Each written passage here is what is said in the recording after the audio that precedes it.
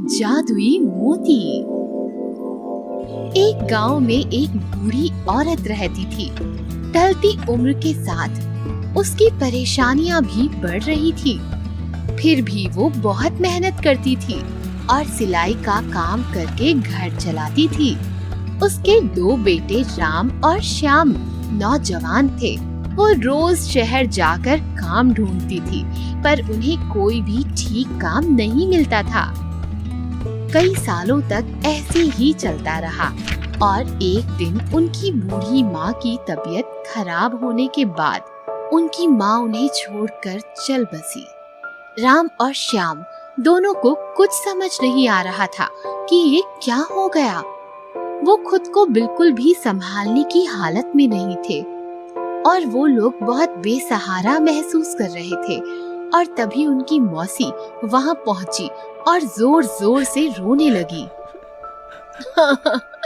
दीदी, आप हमें क्यों इतनी जल्दी छोड़कर चली गई? पूरे जीवन भर मेहनत की और जब सुख प्राप्त करने का समय आया तो आप हमें छोड़ के चली गई।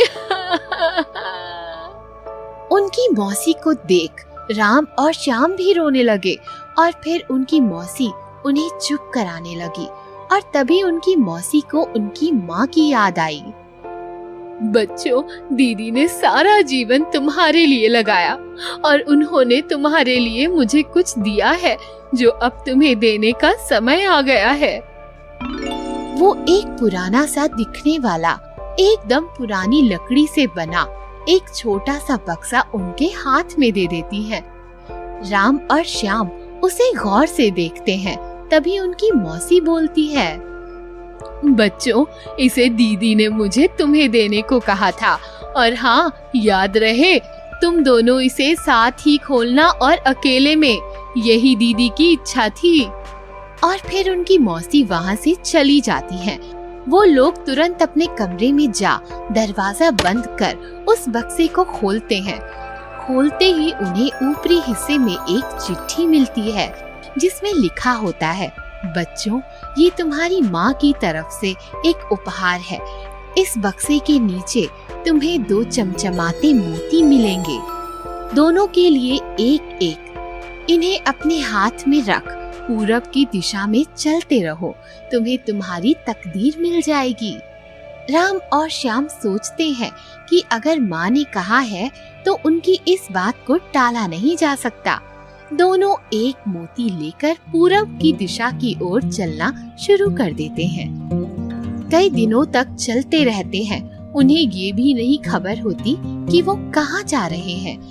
एक बड़ी सी बंजर जगह पहुँचते ही राम के हाथ से वो मोती गिर जाता है और मोती गिरते ही उस जगह के चारों ओर पत्थरों की एक बड़ी दीवार बन जाती है और वो जमीन भी उपजाऊ हो जाती है। और राम और श्याम ये देखकर चौंक जाते हैं। अरे बाप रे, इतनी बड़ी जमीन मेरे लिए, ये तुमने क्या कर दिया माँ। अब मैं जमीन पर बहुत मेहनत करूँगा और बढ़िया से बढ़िया फसल उगाऊंगा। हाँ भैया, आप बहुत मेहनत करिए, बाकी सब हो जाएगा। मैं अपना सफर जारी रखता हूँ। हाँ भाई, माँ ने तुम्हारे लिए भी कुछ सोचा होगा। श्याम वहाँ से अपना सफर जारी करता है और चलने लगता है। चलते चलते उसके पैर दुखने लगते हैं और यहाँ तक कि उसके पैरों में छाले भी पड़ जाते हैं। जाने कितने दिन वो भूखा जंगलों में से होता हुआ नदियाँ पार करते हुए थक कर निराश हो जाता है और एक पेड़ के नीचे बैठकर रोने लगता है। क्यों माँ, मेरे लिए कुछ आसान क्यों नहीं? राम भैया को इतनी जल्दी दे दिया। मैं कब से चल रहा हूँ, अब तो शरीर भी मेरा जवाब देने लगा है। आप नहीं चाहती कि मुझे कुछ मिले? ये सब बोलने के बाद उसे उसके इस बर्ताव का बुरा लगता है और वो सब कुछ भूल उसकी माँ पर भरोसा कर फिर से चल पड़ता है। और फिर उसे एक पहाड़ दिखता है जो उसे पार करना होता है। वो धीरे धीरे पहाड़ चढ़ता है। पूरे एक दिन और एक रात की कड़ी चढ़ाई के बाद वो उस पहाड़ के ऊपर पहुंचता है और तभी अचानक मोती उसके हाथ से गिर जाता है और पहाड़ के चारों ओर भी पत्थरों की दीवार बन जाती है। और फिर उसे एक पत्थर के नीचे कुछ चमकता हुआ दिखाई देता है और वो उस पत्थर के नीचे खोदने लगता है और वो खोदते ही उसे पता चलता है कि पहाड़ के अंदर सोना होता है। और फिर वो थोड़ा सा सोना लेता है और अपनी माँ को हाथ जोड़कर याद करता है और फिर सोना बेचने के लिए बाजार की ओर निकलता है। और वहाँ उसे राम मिलता है और वो राम को सब कुछ बताता है। कहा था ना छोटे, माँ ने तुम्हारे लिए अच्छा ही सोचा होगा। हाँ भाई, मेहनत तो लगी पर फल भी वैसा ही मिला। अगर इंसान यह समझ जाए कि जब वो हार मानता है तो उसी से थोड़ी दूर वो जीत होती है। बस थोड़ा साहस की जरूरत है। जादुई लूडो। कुछ दूर जनकपुर नाम के गांव में एक छोटा सा परिवार रहता था, जिसमें माता, पिता और भाई बहन अंशु और वंश रहते थे। पूरे देश में कोरोना तेजी से फैल रहा था। एक दिन जब अंशु और वंश दोनों स्कूल के लिए तैयार होकर निकले, तभी अचानक उनके पिताजी ने उन्हें पीछे से आवाज दी। अरे बेटा अंशु और वंश, रुको, वापस घर के अंदर आओ। ये सुन अंशु और वंश तुरंत अपने पिताजी के पास पहुंचते हैं।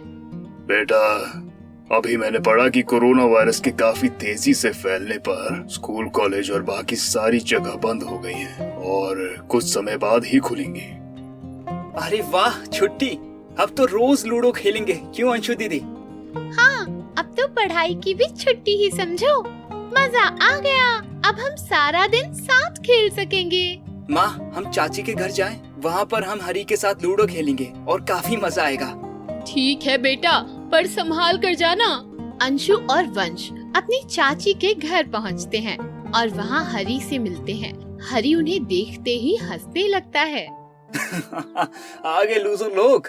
तभी वहाँ हरी की माँ पहुँचती है और अंशु और वंश से कहती है, अरे तुम लोग इतनी सुबह? हाँ चाची, वो स्कूल बंद हो गया ना, तो सोचा हरी के साथ लूडो खेल ले। एक बात बताओ, तुम्हारी माँ तुम्हें एक छोटा सा लूडो भी नहीं ला सकती क्या? रोज रोज तुम यहाँ बेशर्मों की तरह मुंह उठाकर चले आते हो। हम लोगों को कभी कुछ बीमारी लग गई तो? अपनी चाची का ये बर्ताव देख अंशु और वंश को बड़ी ठेस पहुँची और वो वहाँ से चले गए और फिर अपनी माँ के सामने रोने लगे और उन्हें सब बताया। तुम फिक्र ना करो बच्चों, मैं आज ही तुम्हारे पिताजी से कहकर अच्छा सा लूडो खरीद देती हूँ। शाम को उनके पिताजी लूडो लेने के लिए निकल तो जाते हैं, पर उन्हें काफी दुकानें घूमने के बाद भी कोई दुकान खुली नहीं मिलती और वो घर लौट आते हैं। माफ करना बच्चों, मैंने बहुत कोशिश की पर कोई भी खिलौनों की दुकान खुली ही नहीं थी। ये देखकर वंश बहुत ही उदास हो जाता है और वंश को उदास देखकर अंशु कहती है, अरे वंश, हम लूडो खुद भी तो बना सकते हैं। आओ चलो, कार्डबोर्ड निकालो और वो हमारी आर्ट क्लास वाली मॉडलिंग क्ले वो भी ले आओ। दोनों भाई बहन अपने हाथों से कार्डबोर्ड काट कर उसे रंग देते हैं और मॉडलिंग क्ले से गोटियां बना लेते हैं। तभी अंशु पूछती है, पासे का क्या करें? अरे मैं अभी नदी किनारे से एक अच्छा वाला पासे जैसा पत्थर ढूंढ के लाता हूँ। वंश जब नदी किनारे पत्थर खोजने लगता है, अचानक उसकी नजर किनारे पर पड़े रेत में दबे हुए जगमगाते हुए डब्बे की तरफ जाती है। वंश उसे तुरंत खोद बाहर निकालता है और डब्बा खुलते ही उसकी नजर उस आलीशान और प्यारे से लूडो पर पड़ जाती है और साथ ही उस डब्बे में उसे पासा और गोटियां भी मिलती है। वो उस डब्बे को घर ले जाता है और दोनों भाई बहन खुशी खुशी सब जमाने लगते हैं। तभी अचानक लूडो में से एक आवाज आती है, जादुई लूडो के खेल में आपका स्वागत है।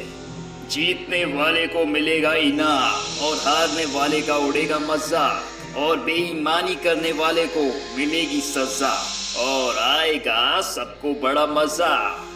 दूसरी तरफ हरी उसके दोस्त राघव के साथ लूडो में लगे 100 रुपए की शर्त हार जाता है। चल 100 रुपए निकाल। अरे भाई, लॉकडाउन चल रहा है, अभी कैश नहीं है तो तुम मुझसे बाद में ले लेना। पर राघव गुस्से में आ उसका लूडो छीन लेता है और वहाँ से चला जाता है। हरी काफी दुखी हो जाता है। और अगले दिन अंशु और वंश के घर पहुंचता है और उन्हें लूडो खेलने को कहता है और उन्हें राघव के बारे में बताता है और उनसे पूछता है कि क्या वो उनके साथ खेल सकता है। अंशु और वंश तुरंत हाँ कह देते हैं और फिर गेम शुरू हो जाती है। अंशु के साथ खेले हुए पहले गेम में हरी हार जाता है और अंशु के जीतते ही लूडो में से एक वीडियो गेम बाहर निकलता है और साथ ही उस लूडो में से एक मधुमक्खी बाहर निकलती है जो हरी की नाक पर काट लेती है। अरे क्या है ये सब चीजें, इसमें से कैसे बाहर आ रही हैं? ये कोई आम लूडो नहीं है, ये जादुई लूडो है। तभी अचानक लूडो में से फिर आवाज आती है। जादुई लूडो के खेल में आपका स्वागत है। जीतने वाले को मिलेगा इनाम और हारने वाले का उड़ेगा मजाक और बेईमानी करने वाले को मिलेगी सजा और आएगा सबको बड़ा मजा। हरी समझ जाता है और ठान लेता है कि कैसे भी करके वो इस बार वंश से जरूर जीतेगा। क्या पता लूडो उसे भी कुछ अच्छा दे दे। वंश और उनके बीच गेम स्टार्ट होती है और बीच गेम में जैसे ही वंश का ध्यान हटता है, हरी धीरे से अपनी एक गोटी की जगह बदल देता है। गोटी की जगह बदलते ही लूडो में से एक आवाज आती है, तुमने बेईमानी की इसलिए तुम्हें इसकी सजा मिलेगी। और ये कहते ही लूडो में से काला धुआं निकलता है और हरी के चेहरे पर पूरा काला रंग लग जाता है और अंशु और वंश जोर जोर से हंसने लगते हैं। शायद इसीलिए कहते हैं सच्चे का बोलबाला और झूठे का मुंह काला।